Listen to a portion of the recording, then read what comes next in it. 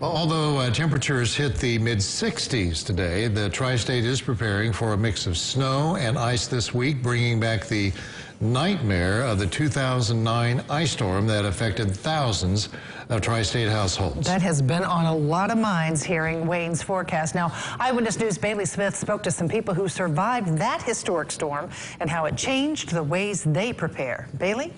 Yeah, Brad and Shelley, luckily this week's weather is not expected to be as bad as it was in 2009, as Wayne said.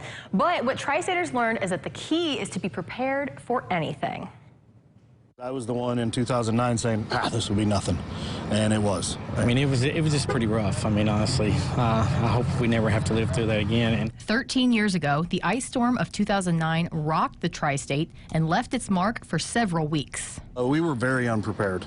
We had no idea of what was actually going to hit, and it pretty much crippled this whole area for, I think, about 2 weeks. Thousands of households were left without power for an extended period of time. We didn't have any water either because where we live at, it's an electric pump that pumps all the water to everyone's house. Many people had to evacuate their homes. Some people, like Kimberly Durbin, were lucky to have family to stay with.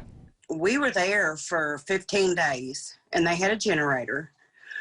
So when they got their power back, they let us have the generator, and we got to go home. It made you realize just how thankful you should be for everything you have. This week, the tri-state is expecting winter weather that could coat roads and trees with ice yet again. And these people aren't taking any chances. Always make sure you have an alternate form of heat that does not involve electricity. And then we have a kerosene heater. We have kerosene, of course. We're just trying to prepare for that, trying to get some water, extra groceries in the house, just to make sure that we're prepared for it the best you can. So. Get what you need before the storm starts so you can stay safe inside. The biggest thing that we tell people is don't drive. When there's ice out on the roads, it's not safe. Let the road crews get that ice off, get the inclement weather off, get the snow and everything off there before you get out and drive around. Some areas saw as much as an inch of ice in 2009, and while we are expecting a quarter to a half an inch this week. As always, tune into Eyewitness News for all of your weather updates. Back to you, Brad and Shelley.